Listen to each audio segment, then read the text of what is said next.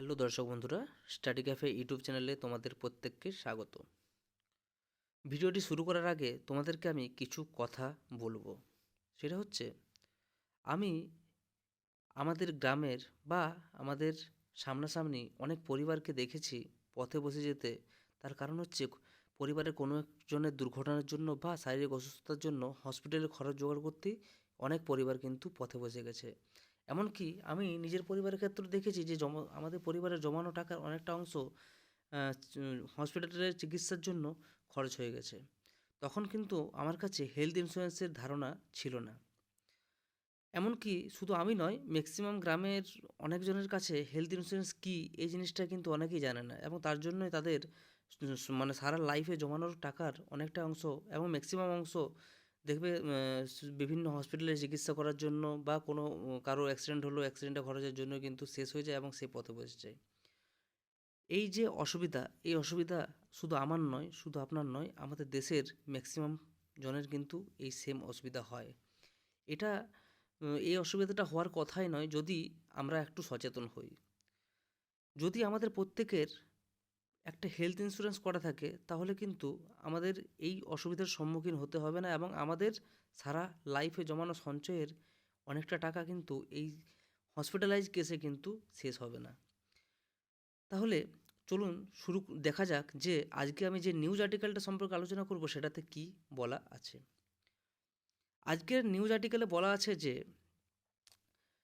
চিকিৎসার জন্য আর নগদ দিতে হবে না, স্বাস্থ্য বিমায় আরও সুবিধা পাবেন গ্রাহকেরা। মানে আজকের নিউজ আর্টিকেল, মানে আজকে মানে হচ্ছে 25শে জানুয়ারি 2024 তারিখে একটি নিউজ আর্টিকেল প্রকাশ হয়েছে। তোমরা নিউজ পেপারে এটা পেয়ে যাবে।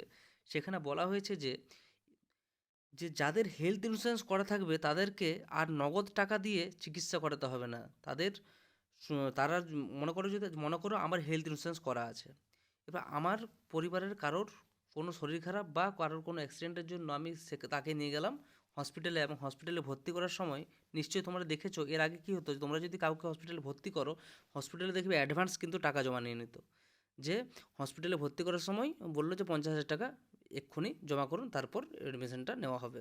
বা অ্যাডমিশন নেওয়ার পরেই কিন্তু 50,000 টাকা জমা করতে, বা 50,000 নয়, মানে যে কোনো একটা অ্যামাউন্ট কিন্তু জমা করতে বলতো। মানে অ্যাডমিশনের সাথে সাথে কিন্তু টাকা জমা করতে হতো। এবং যদি মনে করো কারোর পারিবারিক অর্থের অভাব থাকে, এবং তার কাছে যদি টাকা না থাকে, তাহলে কি তার চিকিৎসা হবে না? কিন্তু এমনও হয়েছে যে টাকার অভাবে কিন্তু অনেকজন বিনা চিকিৎসায় মারা গেছেন। সেই যে সমস্যা, এই সমস্যাটার থেকে যাতে আমরা রেহাই পাই, তার জন্য কিন্তু জেনারেল ইন্স্যুরেন্স কাউন্সিল একটি খুবই ভালো ডিসিশন নিয়েছে, এবং যেটা আমাদের প্রত্যেক ভারতীয়ের জন্য খুবই আনন্দের এবং খুবই হেল্পফুল। তাহলে কি বললাম যে এর আগে কি হতো, যে তোমাদের কারো যদি কোনো শারীরিক প্রবলেম বা কোনো যদি সার্জারি করাতে হতো, বা কোনো হঠাৎ করে কোনো অ্যাক্সিডেন্ট হয়ে গেল এবং হসপিটালে ভর্তি করতে হলো, হসপিটালে ভর্তি করার সময় কিন্তু তোমাদেরকে আগে নগদ টাকা জমা করতে হতো। তো এতদিন পর্যন্ত এভাবে, এবং যাদের মনে করো, এবং এও হয়েছে যে যাদের হেলথ ইন্স্যুরেন্স করা আছে, কিছু কিছু যে প্রত্যেকটা হেলথ ইন্স্যুরেন্স কোম্পানির কিছু অ্যানলিস্টেড হসপিটাল থাকে। সেই অ্যানলিস্টেড হসপিটালে শুধুমাত্র ক্যাশলেস সুবিধা পাওয়া যেত এর আগে। যে হসপিটাল অ্যানলিস্টেড নয়, সেই হসপিটালে কিন্তু ক্যাশলেস সুবিধা আগে পাওয়া যেত না। তো এই যে সমস্যা, এই সমস্যার জন্য আমাদের অনেকজনের কিন্তু প্রচুর অসুবিধা হতো। এরপর থেকে জেনারেল ইন্স্যুরেন্স কাউন্সিল যে ডিসিশনটা নিয়েছে, তাতে বলা আছে যে শুধুমাত্র অ্যানলিস্টেড হসপিটালেই নয়, যে কোনো হসপিটালে 100% ক্যাশলেস সুবিধা পাওয়া যাবে, যাদের হেলথ ইন্স্যুরেন্স করা থাকবে শুধুমাত্র তাদের জন্য।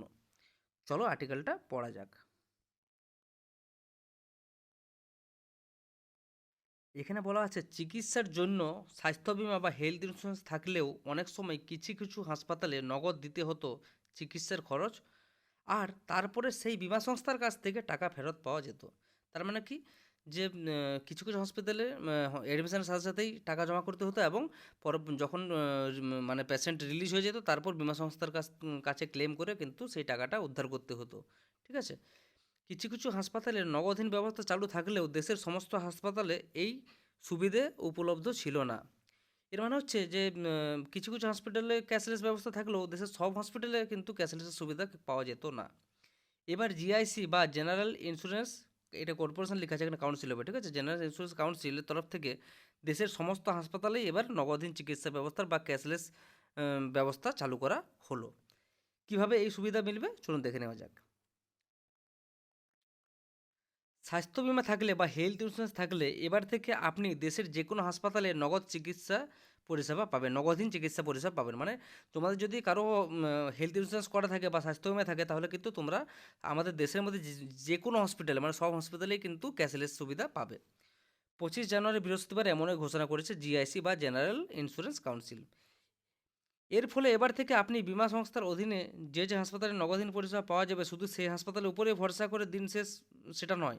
এই যে হসপিটালে নগদহীন পরিষেবা আগে কি হতো, যে হসপিটাল অ্যানলিস্টেড হসপিটালেই কিন্তু নগদহীন পরিষেবা পাওয়া যেত, সব হসপিটালে কিন্তু নগদহীন পরিষেবা বা ক্যাশলেস সুবিধাটা থাকতো না। এরপর থেকে কিন্তু সব হসপিটালেই কিন্তু ক্যাশলেস সুবিধাটা তোমরা পাবে। ঠিক আছে। এরপর চলো চলো দেখে নেওয়া যাক যে তোমরা ক্যাশলেস সুবিধাটা কিভাবে পাবে। তোমরা তো হসপিটালে নিয়ে গেলে, হসপিটালে নিয়ে গিয়ে তোমাদের পেশেন্টকে ভর্তি করার পর তোমরা ক্যাশলেস সুবিধাটা কিভাবে ক্লেম করবে বা পাবে এবার দেখে নেওয়া যাক। এক্ষেত্রে হাসপাতালে ভর্তি হওয়ার অন্তত 48 ঘন্টা আগে ইন্স্যুরেন্স কোম্পানিকে এই বিষয়ে জানাতে হবে। মানে কি, তোমাদের কোনো পেশেন্টকে যদি তোমরা হাসপাতালে ভর্তি করতে নিয়ে যাও, ঠিক আছে, তাহলে কিন্তু 48 ঘন্টা আগেই ইন্স্যুরেন্স কোম্পানিকে ইনফর্ম করতে হবে যে আমার পেশেন্টকে আমি এই হসপিটালে অ্যাডমিশন করতে নিয়ে যাচ্ছি। এরপর অনেক ক্ষেত্রে কী হয়, মনে করো কারো অ্যাক্সিডেন্ট হয়েছে, হঠাৎ করে অ্যাক্সিডেন্ট হয়ে গেল এবং অ্যাক্সিডেন্টের সাথে সাথে তোমরা তাকে হসপিটালে নিয়ে গেলে এবং ভর্তি করলে, তাহলে তুমি কীভাবে 48 ঘন্টা আগে তো তুমি জানতে পারবে না যে তার অ্যাক্সিডেন্ট হয়েছে কি বা হবে। ঠিক আছে।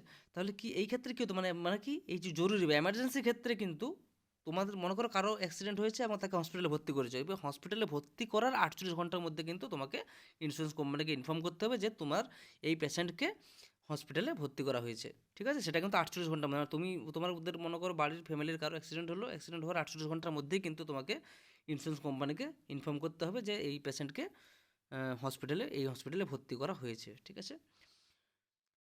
নগদহীন চিকিৎসা পরিষেবার দাবি মঞ্জুর হবে কি না তা পলিসি মেয়াদ বিধির উপর নির্ভরশীল। মানে কি দেখো, অনেক ক্ষেত্রে কি হয় যে তোমরা যখন ইন্স্যুরেন্স করো, ইন্স্যুরেন্স করার সময় কিন্তু লেখা থাকে যে কিছু কিছু রোগের ক্ষেত্রে কিন্তু ওয়েটিং পিরিয়ড 2 বছর 3 বছর থাকে। এরপর মনে করো আজকে আমার কোনো রোগ হলো, ঠিক আছে, এরপর আমি দেখলাম যে আজকে আমার রোগ হলো, আমার আমার মনে করো কোনো ইন্স্যুরেন্স করা নেই। এবার আমি একটা ইন্স্যুরেন্স করে নিলাম, ভাবলাম যে তার মানে কি এইটা যে আমার সেই রোগের চিকিৎসা পরের দিন থেকে শুরু হয়ে যাবে না।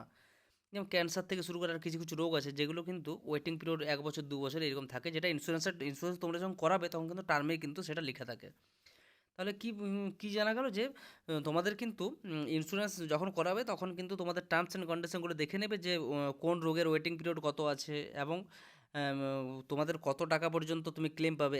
আরেকটা জিনিস বলে রাখি, মনে করো যে তোমার ইন্স্যুরেন্স যে তুমি পলিসি করিয়েছো, পলিসিতে মনে করো তুমি 5 লাখ টাকা পর্যন্ত তুমি ইন্স্যুরেন্স পলিসি করিয়েছো, ঠিক আছে, মানে কি তোমার যে কোনো হসপিটালাইজ ক্ষেত্রে তোমার যদি বছরে 5 লাখ টাকা খরচা হয় তাহলে কিন্তু সেই 5 লাখ টাকা ইন্স্যুরেন্স কোম্পানি তোমাকে দেবে। এরপর মনে করো তো হসপিটালে ভর্তি হওয়ার পর তোমার 7 লাখ টাকা খরচা হলো, তার মানে কি তুমি 7 লাখ টাকায় ক্যাশলেস পাবেন না, তুমি 5 লাখ টাকা পর্যন্ত ইন্স্যুরেন্স কোম্পানি দেবে এবং এই যে বাড়তি যে 2 লাখ টাকা খরচা হলো সেই 2 লাখ টাকাটা কিন্তু তোমাকে নিজের পকেট থেকে হসপিটালকে দিতে হবে। ঠিক আছে। তাহলে তোমরা নিশ্চয়ই বুঝে গেছো যে কীভাবে তোমরা ইন্স্যুরেন্স ক্লেম করবে।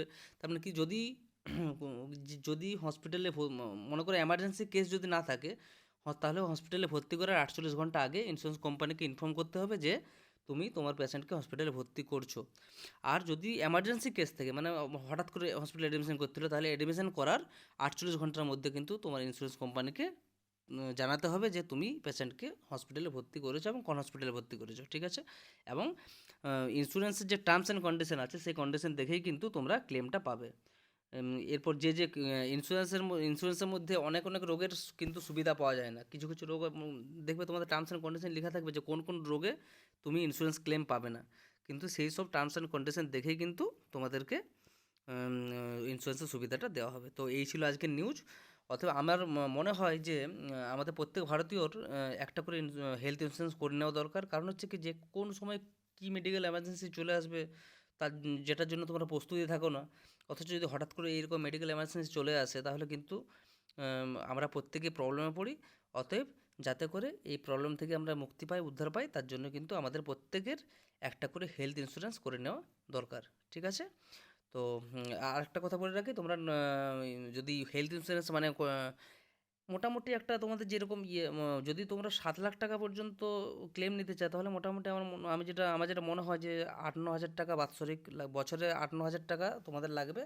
যদি তোমাদের ওই 7 হাজার টাকার মধ্যে যদি মানে এজ হিসাবে হয়, ওটা ওটা তোমরা ফ্লিপকার্ট থেকে, এই ফ্লিপকার্ট বলছি সরি, ফোনপে থেকে তোমরা ওই যে হেলথ ইন্স্যুরেন্সের ইয়েতে যে ওখানে এজ কার কত এজ হিসাবে হয়, মনে করো আমার বয়স মানে আমার বয়স আর আমার বাবার বয়স দুজনের হেলথ ইন্স্যুরেন্সের মধ্যে কিন্তু পার্থক্য আছে কত কত টাকা লাগবে।